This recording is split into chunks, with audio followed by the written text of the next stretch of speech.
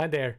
So let's continue the saga with Softube Console 1 channel and fader Mark III and how it actually connects and works with different digital audio workstations. So I will do a quick rundown on different digital audio workstations and what is the integration level with each and every. So let's get going and let's start, for example, like with Luna. Okay, so integrating Console 1 from Softube with Luna is pretty straightforward. Only thing you need to do is pretty much add a Console 1 to each and every channel. And if you don't have it in the channel, like for example now I have it in all the channels, but if I remove it from here, you will see that that track is not available, and then you are not able to control it with Console 1. But then when you basically undo it and bring the plugin or insert into the Luna, then you can again use your Console 1. Of course it works with all the kind of controllers, so it's very nice in that respect.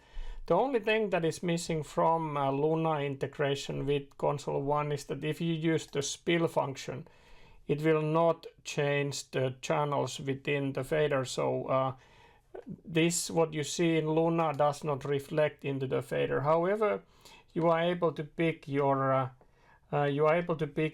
favorite channels. For example, let's see, let's do a kick bass.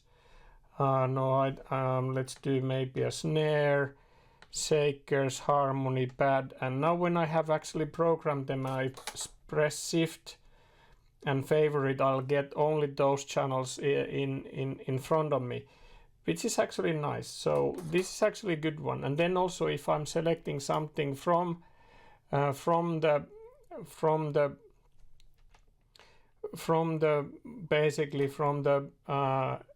Luna, it gets selected also in a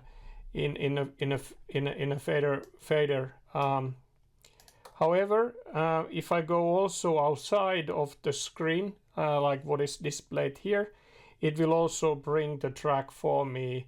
So this is actually neat. So in Luna, it does follow the selection. As you can see that if I select something from my DAW, it will basically go and bring that channel in my fader 1 as well. Similarly, if I go into a fader 1 and I press a channel in my fader 1, the DAW will follow me.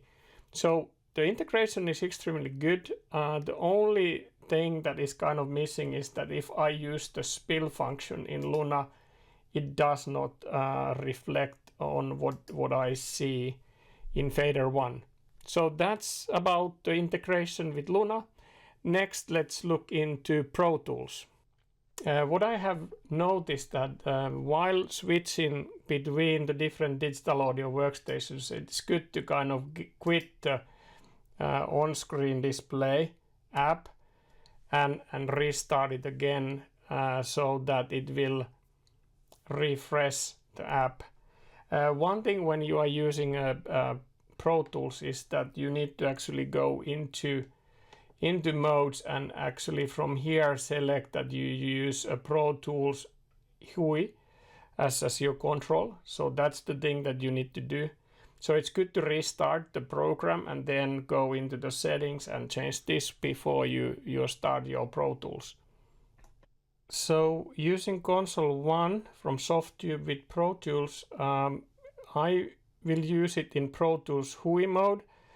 And in order to do that, you also need to go to Setup and Peripherals, and then from MIDI controllers to select the GUI and use the fader Mark III.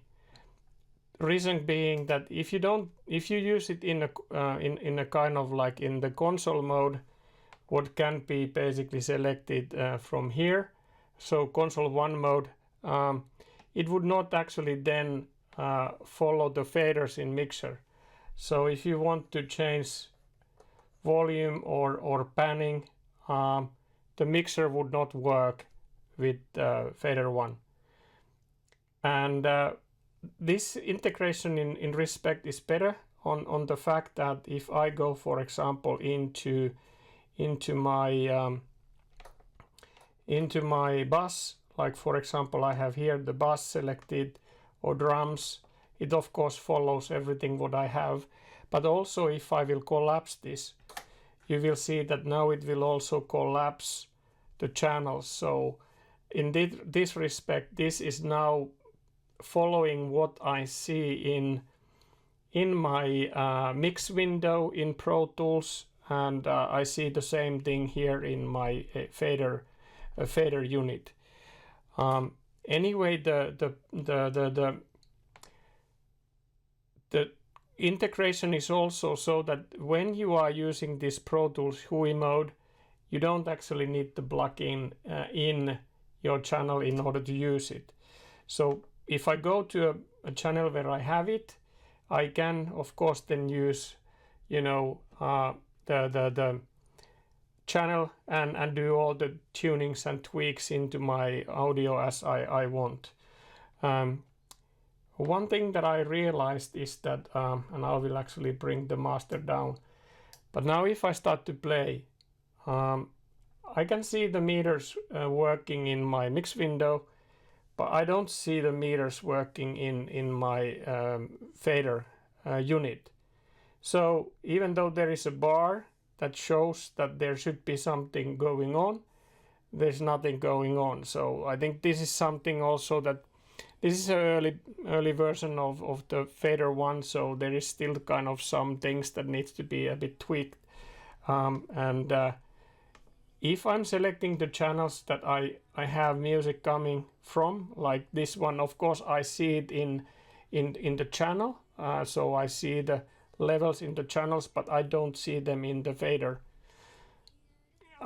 Anything beyond that, it actually works perfectly. So as said, if I want to collapse this, I will only see, you know, the channel that I'm working with, or so. So everything is great in that respect, and it's very workable.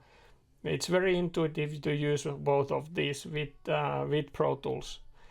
However, I'm missing the fact that, you know, these faders would show me, you know, the levels here as well as they show me in the screen, and as they are shown in the channel unit. All right, let's move into Studio One. Okay, so when working with Studio One, you need to have this set up in Console One mode again. So not Pro Tools Hui.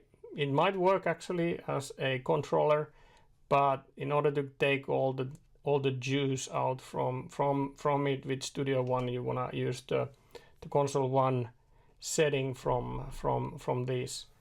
So let's get going with Studio One. Okay, so in Studio One, the integration follows pretty much the same logic as in Luna. So if you don't have the Console One in your channel, it will not display anything on that on the fader, and it will also not display anything on the Console One. So only the channels where you have the Console One plugin will work with fader 1 and Console One, and that's pretty much it.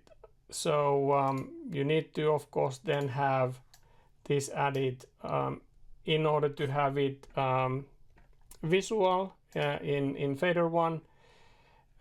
Same thing here is that if you have a bus and you basically close and open the bus that includes the channels, the fader 1 does not reflect your mixer. That is actually working in SSL UF8. So in that respect, UF8 has kind of a better integration with the mixer than Console One. However, you have here the thing that you can actually go and mark your favorite. So if I just want to work with my my vocals and drums, I mark them as favor, and then when I do shift favorite, which is basically show, then I only see these two tracks in a fader one. But again, it does not reflect that into the mixer of Studio One. So all in all, very trivial to take into use. Great workflow with the channel one, of course. So it's very intuitive to do all the changes into your EQ or compressor or whatever you do. So it's very tactile and great. So all in all, good stuff. But the fader one is still missing few features, and I'm sure they are coming into these integrations with different digital audio workstations, including Studio One. Alright, let's look Logic Pro X next. Alrighty, so this concludes the first part of the series of how the Softube Console 1 Mark III fader and channel integrate with your digital audio workstation. Next will come out on next Thursday, so remember to subscribe for my channel, like the videos, and keep my channel going. Thanks for watching. Bye now.